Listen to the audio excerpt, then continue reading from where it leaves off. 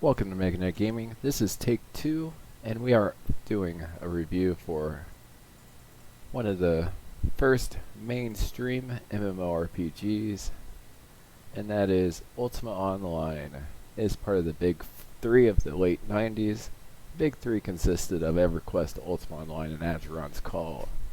Now we already covered Acheron's Call, as well as another classic MMORPG in Star Wars Galaxies.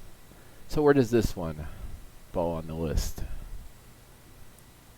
Ultima Online was originally developed by Origin Systems and released September 24th, 1997. The publisher is Electronic Arts, and it's well known for a variety of people that worked on it, including the producer Richard Garriott, who is also known by the moniker Lord British. As far as what he's working on currently, he is currently working on an MMORPG at the moment, after having some less than successful attempts at post Ultima Online ones, including Tabula Rasa, which was one I would have loved to have played, but I didn't get a chance to. And there's Shroud of the Avatar. He's the creative director of currently. One that I haven't had a chance to play yet, but I'll probably check it out at some point. He's also involved with City of Heroes, involved with Lineage 2,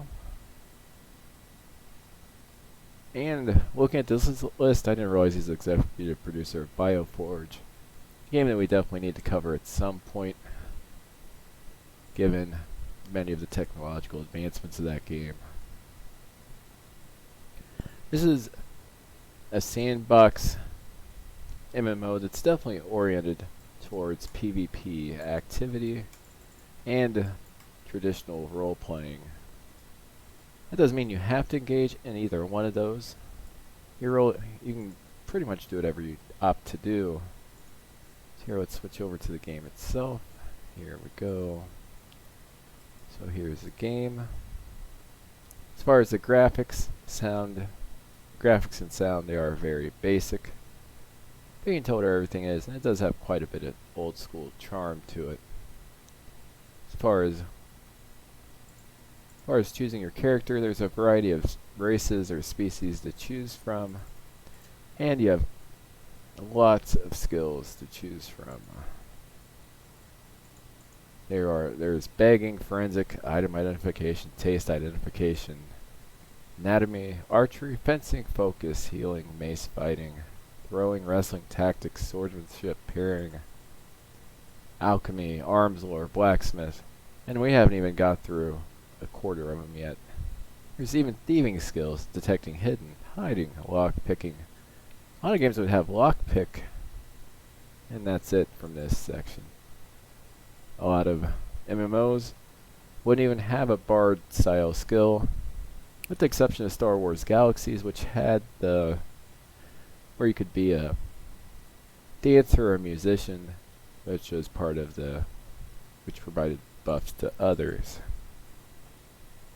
You have fishing, camping, tracking, herding, veterinary. You have your magic skills. As far as just the number of skills and customization of your character, this still stands as one of the most thorough MMORPGs on the market, even over 2 decades after its release. The interface is rather primitive, however it is quite easy to use once you get used to it.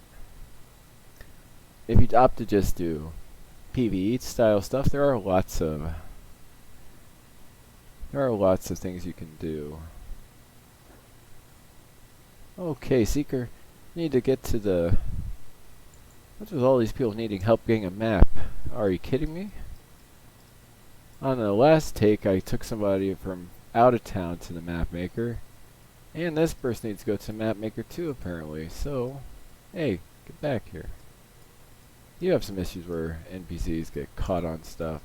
It gets rather frustrating. That was an easy 500 gold and gained a little bit of fame. You have the text that goes above the screen instead of voice acting, which adds a lot to the charm. Graphics are in the style of Ultima 7 or 8. which I have yet to play those games yet in any detail, but at some point I will start at the first Ultima game and go through those. Here's another one. You have Wild and Mage. Need some help? Just click on him. See what he needs. What do you need, buddy? Hearing about inscription. Try and get some recall scrolls for a while. Could roll you some help. Trade you. Okay, we'll accept his quest. This is a game that does have a... Oh, is this somebody else that's... Who's this running around? This is another character.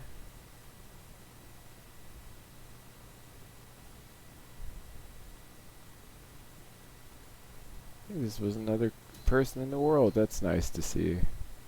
And I think she just ran away from me quite quickly. Here's Morley the Mage.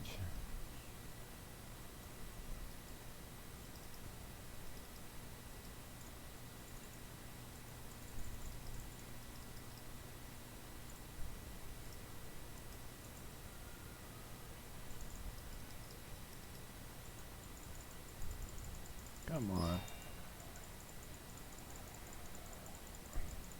This character is very low level. But there, we killed something.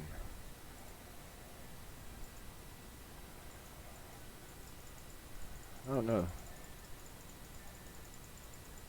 I'm not doing so well. There. Hey.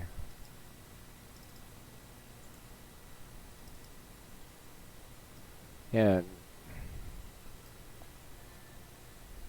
So yeah, this little low life thing.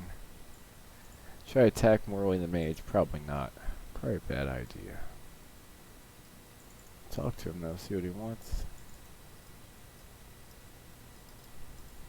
Yeah, you can attack NPCs in this game. You do quite a bit. You can gather plants. You can do about anything you'd like. It really is a proper role-playing game in the traditional sense of a role-playing game. But like I said, it does have a bit of a dated interface. The gameplay itself is a bit dated.